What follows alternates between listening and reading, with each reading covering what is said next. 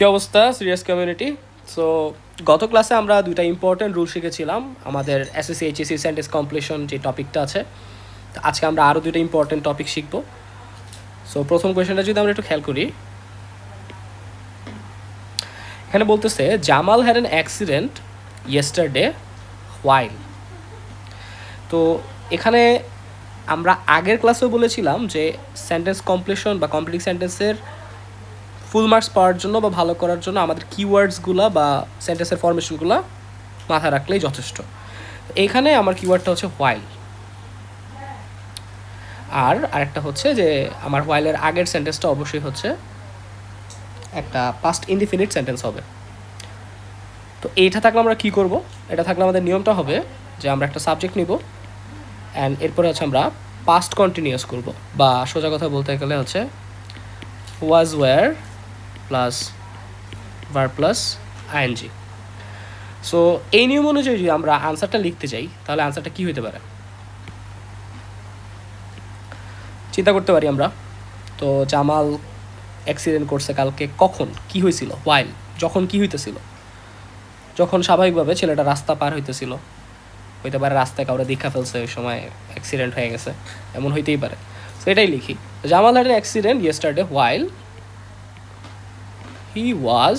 আমরা কিন্তু স্ট্রাকচারটা ফলো করতেছি, আমরা সাবজেক্ট নিয়ে আসছি হি, আমরা ওয়াজ রে নিছি হচ্ছে অক্সিলারি ভার্ব হিসেবে, অ্যান্ড মেন ভার্ব তো অবশ্যই দিতে হবে, ক্রসিং দ্য রোড। সো এটা আমাদের হয়ে গেল। আমরা সবসময় মনে রাখবো যে হোয়াইল যদি আমরা পাই আর হোয়াইলের আগে যদি হচ্ছে আমাদের শুধু ভার্ব টু থাকে, পাস্ট ইনডিফিনিট থাকে, তাহলে আমাদের পরের অংশটা অবশ্যই পাস্ট কন্টিনিউয়াসে করতে হবে।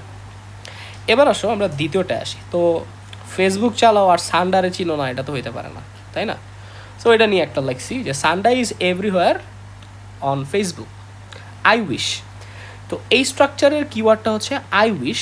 আই উইশ দ্বারা বোঝায় যে ইস যদি আমাদের থাকে না, যে আমরা অনেক কিছুই দেখি স্ক্রিনে, আমাদের ওই জিনিসটা খাইতে ইচ্ছা করে, করতে ইচ্ছা করে, পাইতে ইচ্ছা করে। সো ওই জিনিসটার ক্ষেত্রে যেটা আমাদের আক্ষেপ, ইংলিশ ওই সকল সেন্টেন্সগুলো বলার জন্য I wish, would that, if এভাবে হচ্ছে ব্যবহার করে থাকে। আই উইশের আমার স্ট্রাকচারটা কি? খুবই ইজি।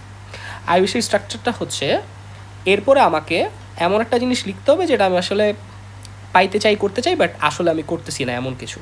তো যেমন ফেসবুকে আমি সান্ডা খালি দেখতেছি, তাই না? কিন্তু আমি কি সান্ডা খাইতে পারতেছি আমরা কেউ? অবশ্যই না।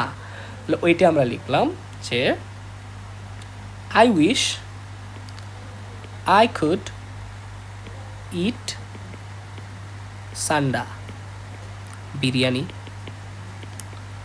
আর এটা ফ্রাইও খাইতে পারো, বিরিয়ানিও খাইতে পারো, কোনো সমস্যা নাই। এখন স্ট্রাকচারটা একটু আসো দেখি। স্ট্রাকচারটা আর তেমন জটিল কিছু না। স্ট্রাকচারটা হচ্ছে আই উইশের পরে আমাকে একটা সাবজেক্ট নিয়ে আসতে হবে, যেটা আমার এখানে আই। এরপর আমাকে ভার্ব টু বা পাস্ট টেন্সে হচ্ছে যেতে হবে সবসময়। এখানে আমি যেহেতু মডেল অক্সিলারি ব্যবহার করছি, আমি কুড ব্যবহার করছি। তো তোমরা যদি এখানে চাইলে এট লিখতা, আই উইশ আই এট সান্ডা, এটাও হইতো, বাট একটু ভিন্ন হচ্ছে অর্থটা হইতো। ঠিক আছে, সান্ডা বিরিয়ানি। সো এই ছিল। আশা করি তোমরা হচ্ছে ইন্টারেস্টিংলি জিনিসটা বুঝতে পারছো। এই দুটা নিয়ম কিন্তু ম্যাক্সিমাম সময় হচ্ছে আমাদের যেই 10টা বা 5টা এসএসসি হোক, এইচএসসি হোক, যে কোনো কমপ্লিটিং সেন্টেন্সের মধ্যেই কমন পাওয়ার চান্স অনেক বেশি। তো